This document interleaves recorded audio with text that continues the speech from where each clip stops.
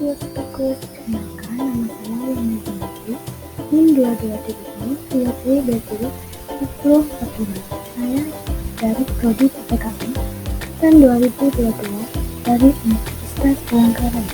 Di sini saya akan membahas tentang keruntuhan era komunisme atau di Uni Soviet. Daftar isi yang pertama, definisi dampak keruntuhan di Uni Soviet, faktor-faktor penyebab di Uni Soviet, proses Uni Soviet runtuh, kesimpulan.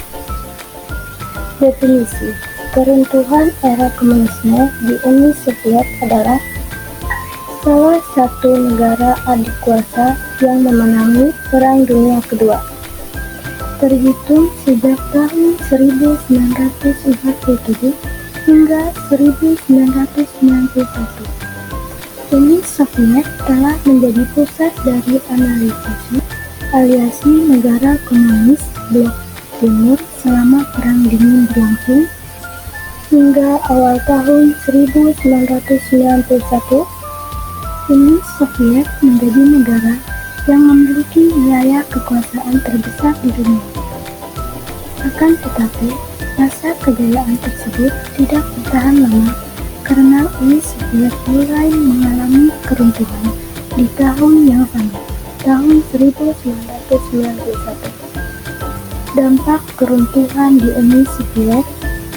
Tentunya Uni Soviet sebagai negara superpower saat itu juga menghasilkan dampak yang superpower di berbagai bidang, kayak ekonomi, sosial, sampai politik. Uni Soviet yang menandai matinya komunisme dan berakhirnya Perang Dingin membawa konsekuensi yang sangat nyata bagi berpolitikan dunia. Komunisme sudah tidak memiliki kekuatan sosial seperti sebelum runtuhnya Uni Soviet. Sosialisme komunisme membuat sistem lain, yakni imperialisme kapitalisme, dan menjadi satu-satunya ideologi yang berjaya. Bahkan sistem yang disebut sebagai musuh komunisme itu menguasai dunia hingga sekarang. Faktor-faktor penyebab di Uni Soviet. Penyebab utama keruntuhan Uni Soviet berasal dari kondisi ekonomi yang menurun pada 1980 dan berdampak negatif. Berikut faktor-faktor penyebab Uni Soviet runtuh, yaitu: yang pertama, korupsi di kalangan partai komunis dan pemerintahan. Yang kedua, Presiden Mikhail Gorbachev dan Boris Yeltsin gagal melakukan perbaikan sistem pemerintahan komunis di Uni Soviet. Yang ketiga, sistem ekonomi sentralistik yang diterapkan menyebabkan susahnya pemerataan kesejahteraan dan perkembangan ekonomi daerah. Yang keempat, munculnya gerakan separatisme di negara-negara bawahan Uni Soviet. Yang kelima, munculnya ketidakpuasan kelas menengah dan kelompok elit terhadap penerapan sistem komunisme. Proses Uni Soviet runtuh dari Eropa kuno hingga Eropa modern 2012 oleh Wahyudi Dahjaja disebut Mikhail Gorbachev yang saat itu menjabat Presiden Uni Soviet menerapkan perestroika atau restrukturisasi politik dan ekonomi. Pada 1985, alasannya untuk memperbaiki krisis Uni Soviet.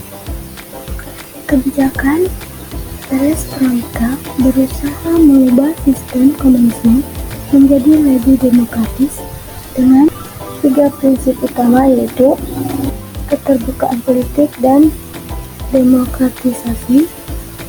Sering berjalannya waktu, kebijakan perestroika justru menyebabkan kekacauan dan mempercepat Uni Soviet runtuh. Kebijakan tersebut menimbulkan banyak pertentangan antara kelompok moderat, konservatif, dan radikal tentang sistem komunisme di Uni Soviet.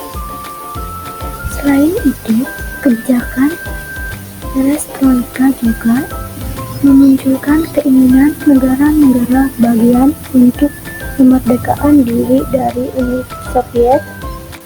Jadi, dapat disimpulkan, setelah runtuhnya Uni Soviet, Rusia terlahir kembali sebagai negara baru yang mengalami berbagai permasalahan, mulai dari kondisi politik yang belum stabil, memburuknya pendapat ekonomi Rusia pada titik rendah, dan menurunnya eksistensi Rusia di dunia internasional.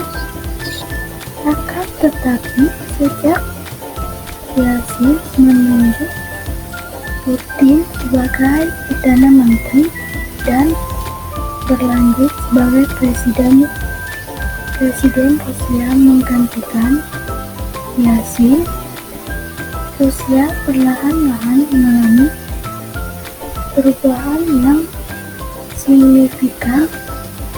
Sekian pemaparan materi dari saya ucapkan terima kasih.